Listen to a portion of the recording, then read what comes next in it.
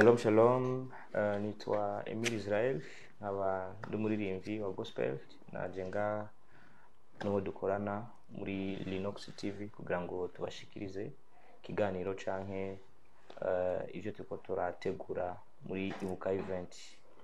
Kaze mwene data. Nitwa Nsabiyumva Save, hanyuma kandi navuga ko twahuriye hano muri Linux TV nk'abariko barategura ino evenema. Linux TV kandi ikaba ikukirira iyo yitwa Linux Music Company. Turagize amahigo menshi yo gukorana na Linux Music Company muri mwaka wa 2025. Kaba twaragize contrat nayo yo gukorana muri Ibuka event. Ni kuvuga yuko turifuza kwagura ibintu kubera ko tugeze muri 3e edition. Tukaba turiteguye cyane gose birenze kubera ko Ibuka event Imana ikora ijana mu rundi rwego rudasanzwe, nicyo gituma tuko turafata ibintu biri muri international impuzamahanga, na cyane ko twaziyeme edition itegekanijwe kwigenekerezo rya 2024 z'ukwezi k'umunani uyu mwaka nyene. Mu kibanza ushobora kugitomora neza? Ikibanza kiri Irama Center salle muri RN1. Ugiye umuntu wagiye urenganye Kazuba Center hariho isari yagiye yitwa Irama Center, benshi barahazi. Niwo twagiriye na 2e edition, kandi 3e edition twagira ubuntu bwo kuronka ikibanza hajya muri Irama Center. Ndi musi y'umurongozi Pasteur Vyuname Michel, akaba ari we afashe mu mugongo kuvyerekeye isale n'ibindi bizo kuba biri hajya. Imana imuhezagire cyane. Ndashimye cyane n'abari muri komite bose, harimo na Save nko yabivuze, n'abandi ba Bobo Kijege, n'abandi ba president wa komite. Tuko turakorana mu gutegura iki gikorwa.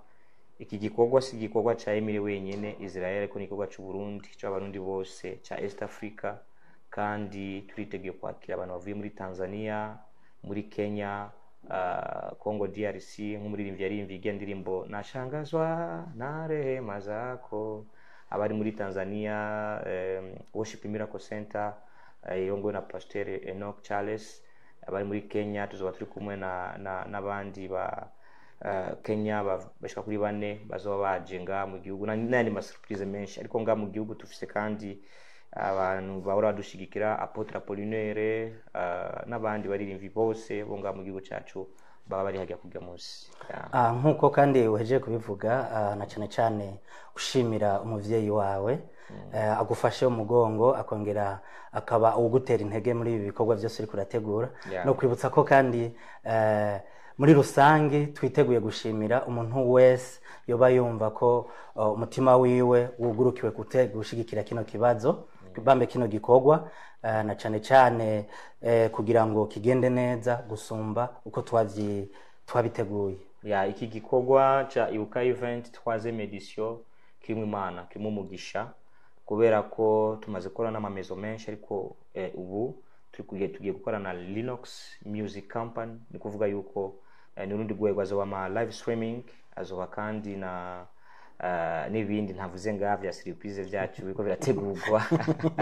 Bizaba biryoshye cyane. Ariko twashaka kubatumira yuko ko tuko turipanga. Ni ibintu bizoba mu kwezi k'umunani n'ivyo, ariko turipanze kare kugira ngo umuntu wese ashire gahunda ku mwanya, amenye iyi tariki 24 z'ukwezi k'umunani 2025 ategezwa kuba ari Irama Center muri Ibuka event. Na cyane tutibagira ko bivanye nuko hazoba hari abatumire batandukanye bavuye mu mihinga itandukanye, na cyane igize East Africa, umuryango wacu wa East Africa, ko umuntu yo kwitwararika kuzoshika kare kuko ibibanza bisa nibiharuye. Kandi akabijya nuko ku munsi wa gatandatu tuzoba dufise conference y'aba worship leaders bose ngo tora tubikora. Iyo conference bira kuri eglise wacu muri Seoul, aho nsengera jewe. Tuzobabwira address mu kindi kiganiro. Ni kuvuga yuko iyo conference na cyane nico gituma nazanye n'uyu mushinga nanga ari ya la tete. Iyo conference arafise ubuhinga bwo gutegura aya ma conference, niwe ariko aradutegurira ingene dushobora kugira iyo conference ikaba nini. Ariko tuzotumira mu bwo bwiyaguye cyane aba worship leader, aba ministers bari nga mu gihugu cy'u Burundi, baze tugira umwanya wo kugira ijambo, guterana intege mu bikorwa turiko turakora ku munsi w'Imana.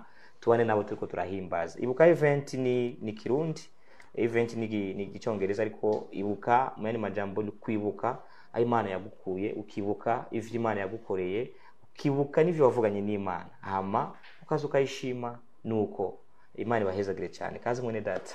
Sinico gusa norangiza mvuga yuko iyo conference izoba irimwo inyigisho zidasanzwe.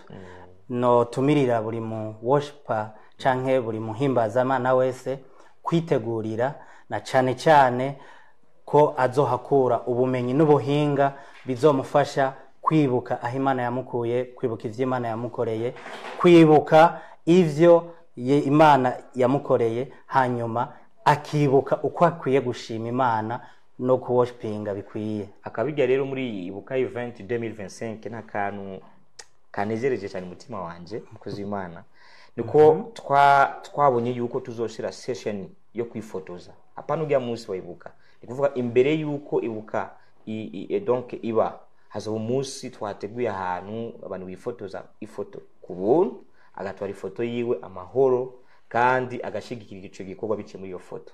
Nivuga yuko ibintu biteguye neza cyane. Ivyo vyose tuzobifashamo na Linux Music Company, turi kumwe nabo kandi bafise amapare meza, bakubikora neza. Nikuvuga yuko ibintu vyose tubiteguye mu gwego go hejuru. Ako kantu rero no kagarukako, menya yuko aho hantu ho kwifotoreza hazoba ari ahantu hateguye neza ku buhinga bwo ku rwego rwo hejuru, aho uzohafatira ifoto y'icibutso, aho iyo foto izokwama ikwibutsa, ikongera ikagutegura kuzokwibuka event, ukongera ukibuka yuko hariho n'izindi edition ziri imbere, hanyuma iyo foto ukama uyizirikana umwanya wose, mbere ikagushikana kure. Yego, abantu turamenyereye kumva ibikorwa byinshi, ariko iki n'ikindi gikorwa kimaze imyaka 3 mu mitima y'abarundi benshi. Kandi si igikorwa cyo kuraba gusa cyangwa kurabira kure, ni igikorwa cyo gushigikira, ni igikorwa kikeneye yuko umuntu wese yumva yuko afise icyo yobiba, afise icyo yotanga mu Mana, afise icyo yoshigikira, ashigikira. Emile Israel ni jewe, ariko uburundi bwose ni ba Emile Israel, uburundi bwose n'abantu bayibuka event. Kuko mushigikiye iyo event ubushigikiye uburundi bwose. Ni kuvuga yuko kuva muri conference munva ko tufise ibikorwa byinshi, kuva muri ibuka n'ibindi n'ivyo by'amasheshen photo tuzokora ibintu biri class kugira ngo umwe wese yumve ko ari amahoro. Ibuka rero iraryoshe kuko tuba dufise ibihe vyiza byo guhimbaza, ibihe vyiza byo gutazira, ibihe vyiza byo gushima Imana amwe n'ijambo.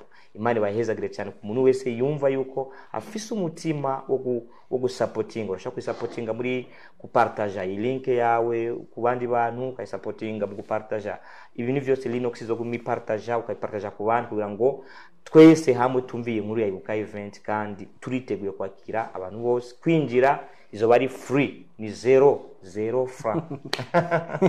Izo biryoshe cyane gose. Imana ibahezagire n'ukuri.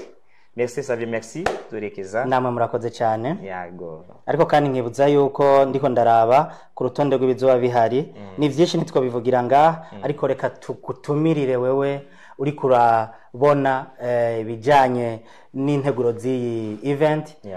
Ugire umwete wo kwitegura neza bihagije, uzoze wifundurira agaseke kibizoba biri muri iyi event. Ku vy'ukuri ntuzohomba. Nagira nsabe umuntu wese azobona link, azobona foto, azobona icereke publicity ya cyangwa publicity ya ibuka event, azashiremo nguvu mu gupartage kugira ngo tuvyure umuhamagaro n'umuhezagiro tufise muri iki gihugu n'umugisha wa gospel tuko turajamo mu bintu bitandukanye byo guhimbaza Imana. Kuvuga ko uyo munsi w'ibuka event bigusaba yuko nawo uguma wumviriza amakuru kugira ngo uzoshike kare muri iki kibanza. Urumva ko bizo ari ibintu bitesa, bimeze neza, biryoshe kandi bisengewe.